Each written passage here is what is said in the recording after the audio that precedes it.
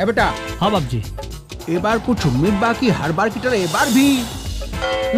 हाँ, अरे अगर एक भी सीट निकली वो जितेंद्र तिवारी के नाम के निकली बाबूजी, 100% गारंटी बा।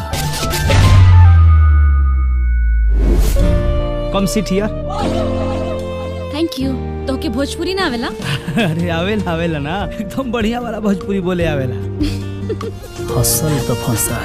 हमरा के तू ही पसंद बाड़ू जान, लाखों में एक तू ही धान बाड़ू जान, राजी बातिल रानी दोनों जना के।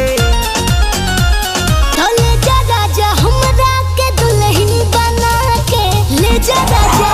बात बतावा, इस शहर से फिल्म के कैसेट लाई पड़ा कि ना? हईले, मैंने प्यार किया। अरे मर्दवा, हम एक बात नहीं करत, ओ फिल्म के बात करत नहीं। हिंदी में टाइटल बा, अंग्रेजी में काम बा। देखबा सारा दिन अखिया के गोटिया निकल जाई। अरे सारे यहाँ कर्म कांड हो जाई, बंद करी का लगा डाला। कबूतर उड़े दा। अरे तो हर ना सबकर कबूतर उड़ जाई। का चाहताड़ा कि पोतवा के बियाह देखले बिना मर जाई का? अरे लेकिन पोतवा का बियाह तो तब होई जब तोहर बेटवा चाहिए ना। एकर बियाह हम तय करब कलेक्टर बनला के बाद। कहो तो सुनीता खातिर ब्याह के बाद चलाई। हमार बेटी के बियाह कराई का हम कलेक्टर से। कितना? 153। 500 रुपया के नोट दिले, 500 में से 100 रुपया घटा दें तो 400। का हो, कितना क्लास ले पढ़ल हुआ? IAS PCS के तैयारी कर रहल बाड़े। IAS की तैयारी करत तारे और गणित में इतना कमजोर। कलेक्टर हम कहाँ बन पाए बिया? अब क्यों एग्जाम खराब हो गई बा? का बात करतर मरते? एक आइडिया बाबा।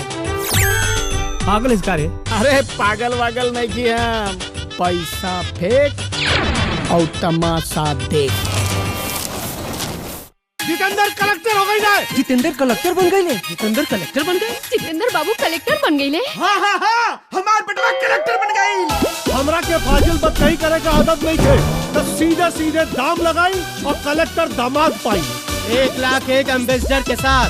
2,05,000। 2.5 लाख 1, 2.5 लाख 2, 2.5 लाख मंजूर बा। जेकरा के दिल से चाहना वो मिल जाला, और तो हर साथ रही ना तो हमेशा खुश रहा। हम आपके साथ बनी। पहिला मिलन बाटे भीतरिया गाना बाटे, हंसलू तो बड़ी मजा आएला। है कहा तो रुपया बा, पतरी कमरिया, झुलल कमर सन कागला। के कलेक्टर बनने को कौन दूर हो? एक पल झूठी खबर चिपौले अखबार में।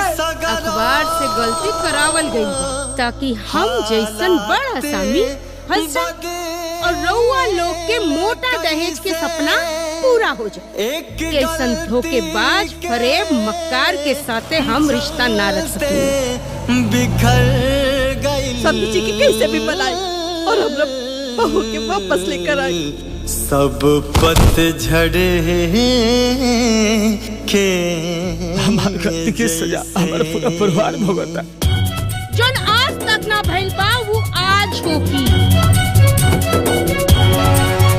जौन कुछ भी हो रहा बा हमरे वजह से हो रहा बा। हम तो से माफी मांग खाती आई। जब हम खुश मानी तो के का दिक्कत बा?